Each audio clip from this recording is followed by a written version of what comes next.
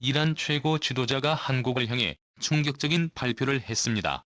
이란 현지 언론들의 보도에 따르면 이란 최고 지도자가 공식적으로 한국 가전제품 수입 금지령을 내렸다고 관영통신들의 30일 보도했습니다.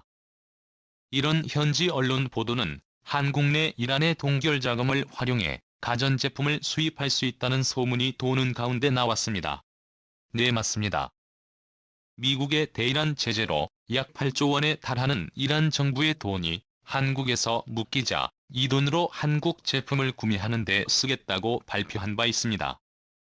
호세인 타나의 이란 한국상공회의소 회장은 현지 시간 7일 현지 언론 인터뷰에서 이와 같은 사실을 확인했죠. 자, 그런데 불과 몇 달 만에 완전히 태도를 바꿔 한국에 충격적인 발표를 했습니다. 아이둘라 세예드 알리 하메네이는 최근 대통령실과 산업광물통상부에 서한을 보내 이란산 제품을 보호하기 위해 한국 가전 완제품을 수입하지 말라고 지시했습니다. 신정일치 체제 이란에서 최고 지도자는 모든 정책의 결정권을 갖습니다. 최고 지도자실은 서한에서 한국 기업 두 곳이 생산한 가전제품을 수입한다며 국내 전자제품 기업이 모두 파산하게 될 것이라면서 이 문제는 진지하게 접근할 필요가 있다라고 강조했습니다. 서한에서 최고 지도자는 기업명을 명시하지 않았지만 한국 기업 두 곳은 삼성전자와 LG전자인 것으로 풀이됩니다. 2018년 8월 미국의 대이란 제재 후 대부분의 한국 기업은 이란에서 철수했습니다. 이때 삼성전자와 LG전자도 이란 사업을 접었습니다. 2018년 한국 기업이 이란에서 철수할 당시 이란은 이런 어려울 때 도와준 친구를 잊지 않는다. 미국의 제재에 가담해 이란을 떠난 나라의 기업이 다시 이란에 진입하기는 매우 어려울 것이다라고 경고하기도 했습니다. 이후 이란은 3G 플러스 될 자국 기업을 육성했습니다. 미국 처지가 지속되고 이란의 가전제품 가격이 오르자 일부 현지 언론은 한국 업체 제품 판매가 재개될 수 있다고 보도했습니다. 데이타나의 이란 한국상공회의소 회장은 지난 6월 한국의 공산품 전자제품 생산기계 기술 장비 등을 수입하는 데 있어서 동결 자금을 활용할 수 있다며 무역 재개 가능성을 언급한 바 있습니다. 이에 이란 내 가전제품 생산업체들은 한국 제품이 수입될 경우 국산 가전산업의 위협을 받을 것이라고 반발했습니다. 는 2010년 이란 중앙은행 명의로 IBK 기업은행과 우리은행의 원화계좌를 개설했고 이 계좌를 통해 원유 수출 대금을 받아왔습니다. 그러나 미국 정부가 2018년 이란 중앙은행을 제재 명단에 올려 이 계좌를 통한 거래가 중단됐으며 이란 정부는 이동결 세금을 해제하라고 요구해왔습니다. 한국 내 이란의 동결 자금은 70억 달러 우리 돈으로 8조 3천억 원 규모로 알려졌습니다. 미국의 제재로 자신들의 돈이 묶였는데 미국에는 아무런 저항도 할 힘이 없으니 한국에 대신 화풀이를 하고 있는 이란 한국을 너무 만만하게 본 것이죠. 만약 이란의 주장대로 너무 많은 양의 삼성과 LG 가전제품들이 일환으로 들어와 이란의 가전제품 제조 회사들이 몰락하고 있는 것이 사실이라고 하더라도 이란은 세계무역기구 등 국제기구에 정식으로 문제를 제기한 뒤에 현재보다 좀 더 높은 관세를 부과한다거나 수입 물량을 제한하는 등의 조치를 단계적으로 밟아나가야 하는 것이 정상입니다. 아직 이란이 WTO에 가입하지 않았다고는 하지만 옵저버로 WTO 행사에 수년 동안 참석해오며 국제무역 시스템에 대해 배워나가고 있는 상태인 점을 고려한다면 이번 이란의 한국산 제품 수입 금지라는 폭탄 발표는 너무나 무책임하고 마치 일본을 보는 듯합니다. 심지어 이란 국민들도 이란 최고 지도자의 막가파식 외교에 분노를 터뜨리고 있는데요. 이런 정부가 이런 내 삼성전자 간판을 떼버리고 직접 만들겠다며 세운 이런 회사 삶을 보시며 삼성전자를 완전히 표절하고 있습니다. 시체부터 새까지의 삼성의 모든 것을 그대로 베낀 것을 확인할 수 있습니다. 그런데 한 가지 베낄 수 없었던 것은 삼성전자의 기술력이었습니다. 삼성과 LG가 전 제품 수입을 금지하고 삼성 짝퉁 버전의 이런 회사 3과 G플러스가 생산해낸 가전제품을 기술력이 한참 뒤떨어지는 것은 물론이고 이런 것을 과연 사는 사람이 있을까 하는 정도로 심각한 수준이었습니다. 그런데 가격은 삼성이나 LG가 전보다 훨씬 더 높습니다. 이렇다 보니 이란 국민들은 감정적으로 막가파식 외교를 펼치는 이란 최고 지도자의 불만을 표출하고 있고 하루빨리 한국산 가전제품의 수입 재개를 시작하라고 외치고 있습니다. 이런 이란 국민들의 강한 반발에도 이란 최고 지도자가 한국과 외교를 자신 있게 끊으려 하는 데는 충격적인 이유가 숨겨져 있었습니다. 이란의 수출 현황을 보시면 석유로 먹고 살고 있다는 것을 쉽게 알 수 있습니다. 전 세계에서 이란의 석유를 가장 많이 사들이고 있는 국가는 바로 중국이라는 한국을 버리고 중국과 손을 잡은 것입니다. 한국의 삼성과 LG전자 제품 수입 금지를 외친 일화는 보시는 것처럼 중국이 향후 25년 동안 원유 공급을 대가로 일하는 4천억 달러를 투자하는 내용을 뼈대로 하는 경제안보협력협정을 체결했습니다.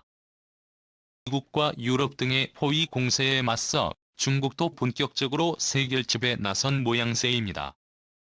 28일 중국 외교부의 발표 내용을 종합하면 왕이 중국 외교부장과 모하마드 자바드 자리프 이란 외교장관은 전날 테헤란에서 회담을 한 뒤 양국 간 전면협력협정에 서명했습니다. 앞서 양국은 2016년 1월 시진핑 중국 국가주석의 이란 방문 당시 포괄적 전략 동반자 관계에 관한 공동 성명을 발표하고 협정 체결을 위한 협상에 들어간 바 있습니다.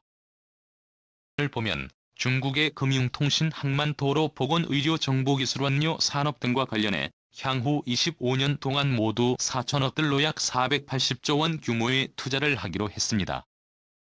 대신 이란은 중국 쪽의 국제시장보다 저렴한 값에 안정적인 원유를 공급하게 됩니다.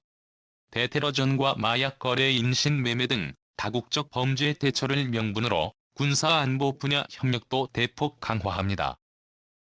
한국군 합동군사훈련과 군사기술 및 무기류 공동연구개발 군사정보 공유 등도 추진됩니다. 일부에선 중국의 투자시설 보호를 명분으로 일하는 자국군 주둔을 요구할 가능성이 있다고 내다보고 있습니다. 자, 그런데 이렇게 중국만 믿고 한국을 막대한 이란이 엄청난 위기에 빠져버렸습니다. 월스트리트 저널의 보도에 따르면 미국이 정체된 이란 핵합의 복원 협상의 돌파구를 찾기 위해 이란과 중국의 원유 거래를 틀어막는 파격적인 방안을 곧 발표할 것으로 알려졌습니다. 일하는 중국에 하루 100만 배럴을 달하는 막대한 원유를 수출하는 것으로 추정되는데요. 이란과 중국의 원유 거래를 차단한다며 사실상 이란의 국가 운명은 끝나게 됩니다. 이란의 수출 현황을 다시 한번 보면 무려 50비중을 차지하는 중국이 끊기고 세 번째로 비중이 높았던 한국마저 놓치게 되면 더 이상 석유를 팔 곳이 없어지게 되는 것이지요. 위기는 여기서 끝이 아닙니다. 최근 한국이 64년 만에 국제원자력기구 IAEA 의장국으로 첫 선출됐다는 소식이 전해졌습니다. 외교부는 이날 보도자료를 내어 우리나라가 27일 오스트리아 비엔나에서 개최된 국제원자력기구 이사회에서 만장일치로 차기 국제원자력기구 이사회 의장국으로 선출됐다라고 밝혔습니다. 한국이 국제원자력기구 이사회 의장직을 맡은 건 1957년 이기구 창설회원국으로서 가입한 뒤 처음입니다. 의장국 임기는 내년 9월까지 1년이며의 장력은 신재현 오스트리아 겸 주빈 국제기구 대표부 대사가 수행하게 됩니다. 국제원자력기구 이사회 의장국은 8개 지역그룹이 돌아가면서 맡게 되는데 이번은 한국이 속한 극동그룹 차례로 극동그룹에는 한국, 중국, 일본, 베트남, 몽골, 필리핀 등 6개국에 속해 있습니다. 한국은 해당 연도 지역그룹 내 전체 합의가 이루어지면 국제원자력기구 총회 이후 개최되는 이사회에서 승인이 되는 구조입니다. 2011년 회기에 캐나다가 의장국을 맡았습니다. 지금껏 7차례의 의장국 순번을 맞이했던 극동그룹에서는 일본이 6차례, 베트남이 1차례 의장국을 수임했습니다. 이와 관련해 외교부 당국자는 기자들에게 우리나라가 이제는 영향력이 커졌고 일본이 사실상 독점한 관행에 바람직하지 않다는 것을 저희가 고려했다며 외교적 노력을 경주해서 일본도 적극 지지했고 극동그룹 국가들의 동의를 확보했다고 설명했습니다. 극동그룹에서 일본이 그간 독주했던 데는 국제원자력기구의 일본의 영향력과 원자력 분야에서의 기여 능력 등이 고려됐던 것 같다고 이 당국자는 덧붙였습니다. 국제원자력기구는 핵 문제에 관한 최고 권위의 국제기구이며 이사회는 35개국으로 구성됩니다. 국제원자력기구 이사회에는 북한 핵 문제, 이란 핵 문제 등 핵검증 사찰 문제, 원자력 안전, 핵안보 기술 응용 등 국제 원조를 끼고 실질 사안을 논의에 심의하고 총회에 필요한 권고 등을 합니다. 이사회 의장은 연 5차례 열리는 이사회 및 이사회 산하위원회 회의를 주재하며 회의 전 주요 의제별 사무국 및 지역그룹 유사 입장 그룹 간 사전협의를 통해 회원국 간 입장을 조율하는 역할을 맡게 됩니다. 외교부는 한국이 국제원자력기구 이사회 의장직을 수임하게 된 것은 우리나라가 비확산 분야 모범국으로서 원자력 평화적 이용을 위한 이 기구 활동에 적극적으로 기여해온 점에 반영된 것으로 평가된다며 이를 계기로 국제원자력기구의 핵심 이슈에 대한 우리나라의 관여와 기여를 확대하고 북한 핵 문제와 한반도 평화 안정에 대한 국제사회의 지지를 더욱 공고해 나갈 것이라고 밝혔습니다. 한국이 이렇게 국제원자력기구의 의장국으로 등극하면서 후쿠시마 오염수 문제가 걸려있는 일본이 초비상 사태에 빠진 데 이어 이란도 대위기를 맞이했습니다. 한국을 버리고 중국을 택한 이란을 향해 미국이 이제는 중국마저 이란산 석유를 수입하지 못하도록 초강력 제재를 가하려 하자 이란은 국제원자력기구 IAEA 총회에서 하소연하며 도움을 요청하고 있습니다. 그런데 한국의 의장국 등극이 확정된 국제원자력기구 IAEA 의회인을 이란에 매우 적대적인 답변을 내놓았습니다.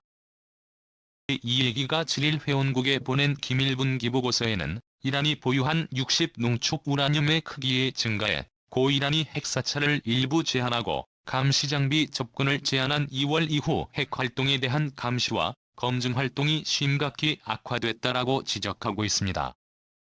뿐만 아니라 아이웨이웨이는 이런 북부 카라지의 원심 분리기 부품 작업장에 설치된 감시 카메라 내 일대 가운데 한 대가 파괴됐고 나머지는 심각히 손상됐다면서 일부 감시 장비는 통상 3개월마다 정비받아야 하나 5월 25일 이후 정비에 접근하지 못하고 있다라고 전했습니다.